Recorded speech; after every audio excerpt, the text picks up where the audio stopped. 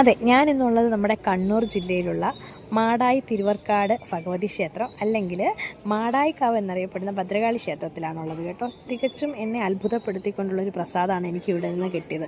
100 രൂപ ചീട്ടാക്കി അകപൂജയ്ക്ക് രസീത് കഴിപ്പിക്കുമ്പോഴാണ് ചിക്കനും ഒപ്പം തന്നെ വേവിച്ച പയറും നല്ല മധുരമുള്ള അവലും നമുക്ക് കിട്ടുന്നത്. ഈ കാലത്തൊക്കെ ശരിക്കും എന്നെ ഇത് ഒരുപാട് അത്ഭുതപ്പെടുത്തി. ഒരുപാട് 1000 വർഷങ്ങളോളം പഴക്കമുള്ളൊരു ക്ഷേത്രമാണ്. കാരണം ഇവിടുത്തെ ഒരു പ്രധാന വഴിപാട് കൂടിയാണിത് കേട്ടോ. ഉഗ്രമൂർത്തിയായ അല്ലെങ്കിൽ ശക്തി സ്വരൂപിണിയായ ഭദ്രകാളിയാണ് ഇവിടുത്തെ പ്രധാന പ്രതിഷ്ഠ. ഒപ്പം തന്നെ മഹാദേവനും ഉണ്ട് കേട്ടോ. അങ്ങനെ ഞാൻ പ്രസാദം വാങ്ങിച്ചു. അല്പം ചിക്കനും കുറച്ച് പയറും ഒരു പ്രസാദമായിട്ടുള്ള രീതിയിൽ തന്നെ കഴിച്ചു. ബാക്കി അവിടെ കിട്ടാതെ പോയ ആളുകൾക്കും പങ്കുവെച്ചു. ഇവിടെ ഒരുപാട് കർണാടകക്കാരുണ്ടായിരുന്നു കേട്ടോ. കൊട്ടിയൂരിൽ നിന്നുള്ള എൻ്റെ നേരെയുള്ള യാത്ര ഇങ്ങോട്ടായിരുന്നേ.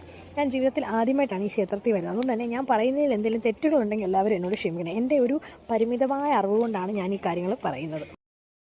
അങ്ങനെ കണ്ണൂർ പഴയങ്ങാടി പയ്യന്നൂർ എരിപുരത്ത് അങ്ങനെ പറയുന്നൊരു ബസ്സിൽ കയറിയിട്ടാണ് ഞാൻ ഇറങ്ങിയത് കേട്ടോ. അങ്ങനെ നേരെ ക്ഷേത്രത്തിലെത്തിയപ്പം ശരിക്കും പറഞ്ഞാൽ അടിപൊളി ഒരു അന്തരീക്ഷം. ശരിക്കും ഒരുപാട് കർണാടകക്കാരായിരുന്നു ഇവിടെ കൂടുതലും ഉള്ളത്. മലയാളികൾ വളരെ കുറവായിരുന്നു കേട്ടോ. എനിക്ക് തോന്നുന്നു കൊട്ടിയൂർ സീസൺ ആയതുകൊണ്ടാണ്. അങ്ങനെ ഞാൻ ആദ്യം തന്നെ രസീതൊക്കെ ചീട്ടാക്കിയിട്ട് നേരെ ക്യൂവിൽ കയറി. നല്ല തിരക്കുണ്ടായിരുന്നു. നല്ല തിരക്കുള്ള ദിവസം വെള്ളിയാഴ്ചയും കൂടി ആയിരുന്നു പോയത് കേട്ടോ. ഇവിടെ രാവിലെ 5 മണിക്ക് നട തുറക്കും. ഏകദേശം 12:30 1 മണി വരെ നമുക്ക് അകത്ത് കയറി പ്രവേശിക്കാം എന്നതാണ് ഇവിടെ പറയുന്നത്.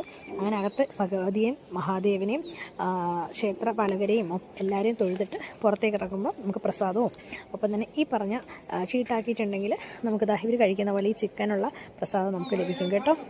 ക്ഷേത്രത്തിൽ തൊഴുന്നതിന് മുമ്പ് അന്നദാനത്തിനുള്ള രസീത് അതിൻ്റെ ശ്രീകോവിലിലോട്ട് കയറുന്നതിൻ്റെ ഭാഗത്ത് ഇടത് സൈഡിലായിട്ട് ഒരാളിരിപ്പുണ്ട്. അദ്ദേഹത്തിൻ്റെ കയ്യിൽ നിന്ന് അത് വാങ്ങിക്കണം.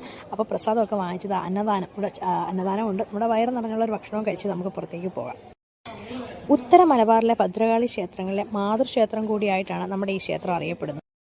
തളിപ്പറമ്പിലെ രാജരാജേശ്വരി ക്ഷേത്രത്തിലെ വെളിച്ചപ്പാട് ഭദ്രകാളിയുടെ നടയിൽ നിന്ന് ഉറഞ്ഞുതുള്ളി. അങ്ങനെ കോപത്തോടെ വന്ന് വിറകുകളിൽ വീണ സ്ഥലമാണ് ഈ ക്ഷേത്രം. അങ്ങനെയാണ് ഇവിടെ പ്രതിഷ്ഠ ഉണ്ടായി എന്നാണ് അറിയപ്പെടുന്നത് കേട്ടോ. ഏറ്റവും അടിപൊളി ക്ഷേത്രം.